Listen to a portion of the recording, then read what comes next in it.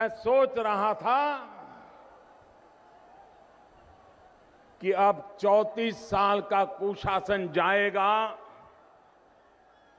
बंगाल के बुरे दिन जाएंगे, बंगाल में परिवर्तन आएगा। मैं खुद भी ऐसी आशा रखता था, लेकिन आज पिछले 5 साल के बाद हालात को मैं याद करता हूं तो मुझे लगता है कि जो 34 साल वालों ने 34 साल में जो बर्बाद किया, इन्होंने 5 साल में तबाह करके रख दिया।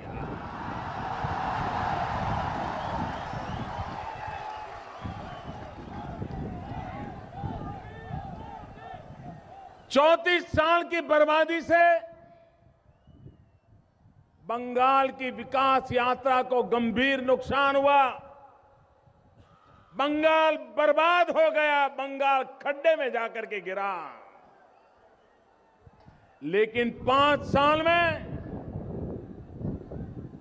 बंगाल के आम इंसान के मन को तोड़ दिया, उसको निराश कर दिया। कभी कभार रास्ता टूटता है तो रिपेयर हो सकता है, इमारत टूटे तो रिपेयर हो सकती है, सरकार के किसी काम में गिरावट आए तो ठीक हो सकती है, लेकिन अगर लोगों की जिगर खत्म हो जाए, मन टूट जाए, तो उसको खड़ा करना बड़ा मुश्किल हो जाता है।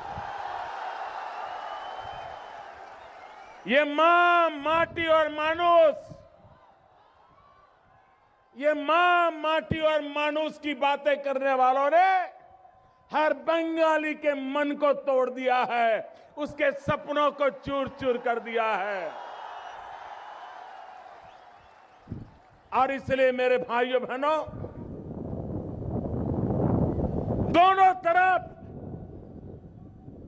आपके लिए बर्बादी का मंजर ही मंजर है। लोगों को लगता होगा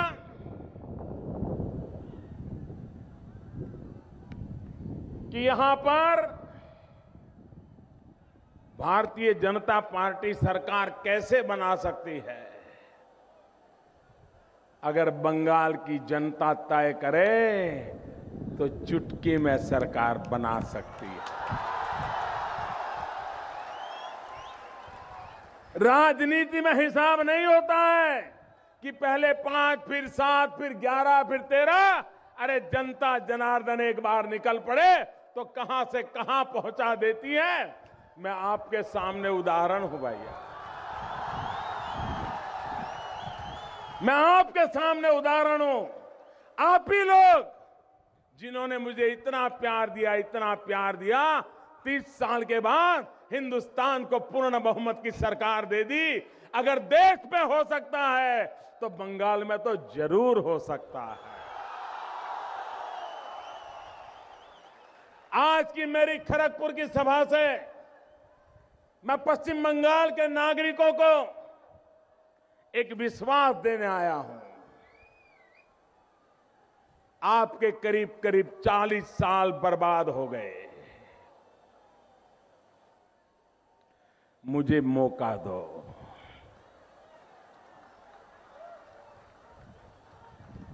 भारतीय जनता पार्टी को एक मौका दो।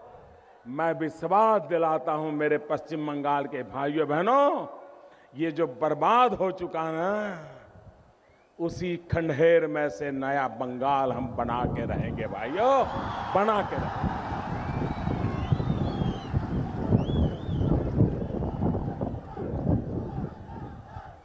मैं निराश होने वालों में से नहीं हूं, मैं परेशान होने वालों में से नहीं हूं। मैं एक आशा और विश्वास के साथ परिस्थितियों को पलटने के लिए काम करने वाला इंसान हूं। और इस मुझे बंगाल को बदलना है, बंगाल को नई ऊंचाइयों पर ले जाना है। और इसलिए भाइयों बहनों, ये चुनाव उम्मीदवार को आप जानते हैं कि नहीं जानते हैं? पहले कभी मिले थे कि नहीं मिले थे? आपकी बिरादरी का है या नहीं है? 5 साल के लिए सब भूल जाइए, सिर्फ बंगाल की भलाई का विचार कीजिए और पूरी ताकत के साथ भारतीय जनता पार्टी को विजयी बनाइए। इन सारे मेरे उम्मीदवारों को विजयी बनाइए और आप देखिए बंगाल बदलता है कि नहीं बदलता है।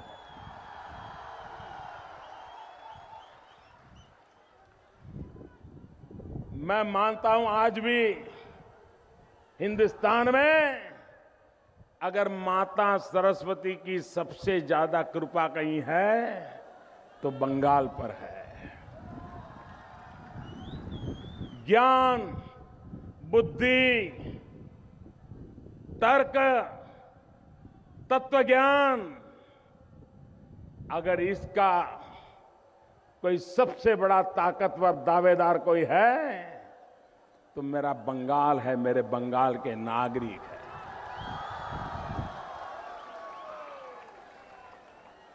कोई भी बंगाली की बुद्धि की चुनौती नहीं कर सकता है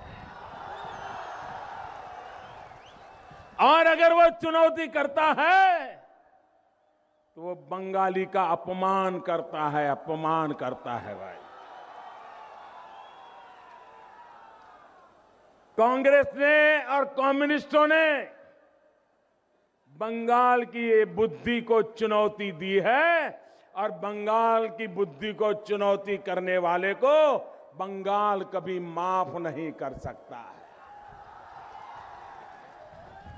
आपको आश्चर्य होता होगा कौन सी चुनौती की है, मैं बताता हूं। आप मुझे कहिए, एक कम्युनिस्ट पार्टी और कांग्रेस पार्टी केरल में भी चुनाव लड़ रहे हैं, बंगाल में भी चुनाव लड़ रहे हैं। केरल में वो कुश्ती करते हैं, बंगाल में दोस्ती करते हैं।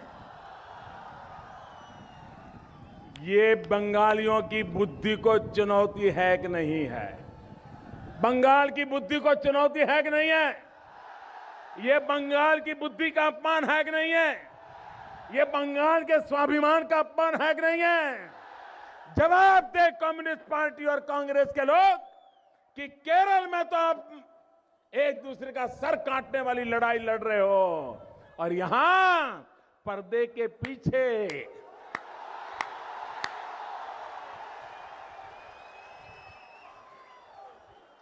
ये बंगाल की बुद्धि का अपमान है, बंगाल के भद्र मानुष का अपमान है। अरे कांग्रेस में और लेफ्ट में दम होना चाहिए था तो खुल करके स्वीकार करें कि हम अवसरवादी है, हम कुर्सी के लिए लालायित है और इसलिए हम कुर्सी का खेल खेल रहे। हमें बंगाल से लेना देना नहीं, हमें केरल से लेना देना नहीं, हमें